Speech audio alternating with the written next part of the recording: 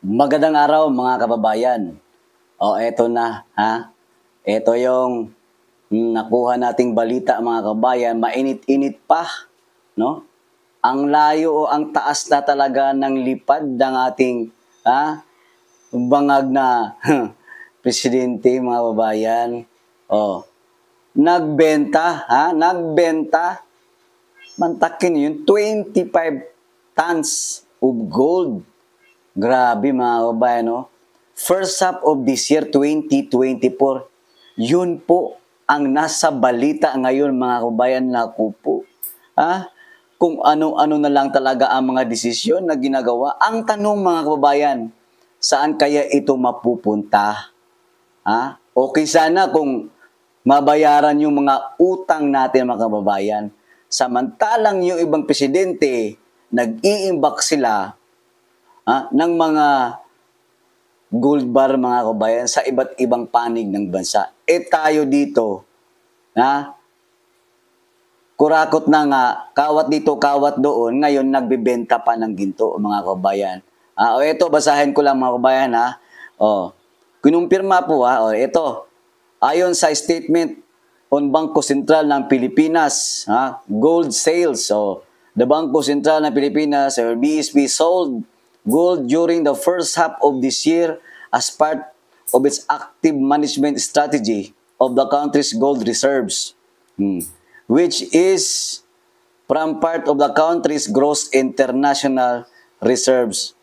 The BSP took advantage of the higher prices of gold in the market and generated additional income with compromising the primary objectives for holding gold, which are insurance and safety. Amid the gold sales, the country's GIR has remained robust with the end August 2024 figuring rising to 107.9 billion US dollars mga kabayan from 103.8 US billion dollars mga kabayan as of end of December 2023. The GIR level provides adequate internal liquidity buffer is equivalent to 7.8 months worth of imports of goods and payments of services the primary income. It also represents about 6.0 times the country's short-term external debt based on original maturity and 3.8 times based on residual maturity. Ang tanong mga kababayan, kinumpirma po, grabe, 25 tons mga kababayan, imagine niyo yun, bininta, no, ng kasalukuyang administrasyon. Di ba? Ngayon, anong masasabi ninyo diyan? Yung mga trolls, yung mga vloggers diyan, mga ensaymada, history in the making. Nagbebenta ng gold. Wala nang nagawa sa bansa natin. Ang dami ng mga budget na hindi na natin alam kung saan napupunta. Magbebenta pa kaya? Ito sabi. Okay sana kung maibabayad yan sa mga utang natin sa bansa natin.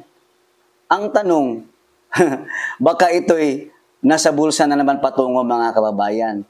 No? Grabe, ang taas na talaga ng lipad ng ating presidente mga kababayan. No? Sobrang taas niya, hindi na natin maabot. Tapos, yung mga alagad niya dyan sa Congress, sa Senate, 125 million pa sa confidential fund ni VP Sara Duterte ang laging tinitira. Which is hindi natin nakikita kung ano-ano nang ginagawa ngayon. Nasaan na ba yung 500 billion sa flood control projects? Nasaan na yung Maharlika Fund? Walang ginawa ang nasa Congress ngayon. Ang tinitingnan lang nila, ang gusto ng kanilang mga mata, itong si Ma'am VP Sara Duterte. Pero itong ginagawa ngayon, ng administrasyon, bakit mo kailangan magbenta sa kalagitnaan ng ganito pangyayari sa bansa natin? Magbebenta ka ng gold, history in the making na naman yan. No? Bukod tangi presidenteng nakapagbenta ng 25 toneladang ginto, no? First half of this year. mga kababayan, kayong mga trolls, mga BBM, mga supporters, kailan ba kayo magising? Ha? Ang dami na pong nangyayari sa bansa natin. Imagine ninyo, yung 125 million na paninira nila na ibinigay sa Office of the Vice President, which is galing sa opisina ng Presidente, yun pa ngayon ang mas matunog dyan sa Kongreso kesa ginagawang bintahan ng ginto. 500 billion na flood control, Maharlika Fund, nasaan na yun? Ha? O eto naman, kitang-kita, nagbebenta.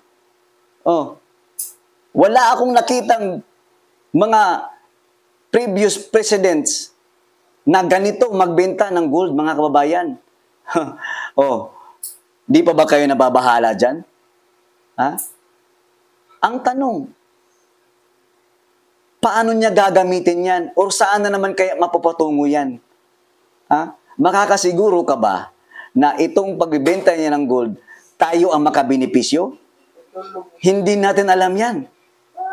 We never know saan papunta kasi ang dami na po nangyayari sa bansa natin. Kaliwat ka ng mga aliporis niya, panay. Panay pagtatanggol sa kanya. Mga vloggers, todo, ipinagpagtanggol itong presidente natin. Kung talagang ipafact-check mo yan, or ibabase mo sa lahat ng mga nagastos niyang pondo, si Ma'am BP Sara Duterte lang ang makakasagot. You know why? Nagkabuhol-buhol na nga, mga kababayan. Ibig sabihin, lahat ng pondo na dumaan sa Office of the President, walang tamang napuntahan. Yung nagastos lahat, walang tamang liquidation, mga kababayan. O ngayon, ang tanong ko, sa mga naniniwala pa rin sa bangag yung presidente, ano na? Hindi ba kayo nahiya niyan? Kayo mga bayarang mga vlogger, kayo dyan mga Insemada vlogger, Polboronic vlogger, hanggang saan ba kayo magising? Natutuwa na ba kayo sa ganitong mga pangyayari sa bansa natin? Nakikita nyo ba sa yung dalawang mga mata at saka sa anak ninyo? Kung paano nyo ipinaglalaban ang isang kalokohang administrasyon na to? Kailan pa nga kayo dyan magigising? Sana nga hindi na kayo magising. Ang daming nangyayari. Sana po'y matauhan na kayo. Hindi po ito ipinagmamalaki. Yung nagbebenta ka, yung ibang mga bansa nakatago.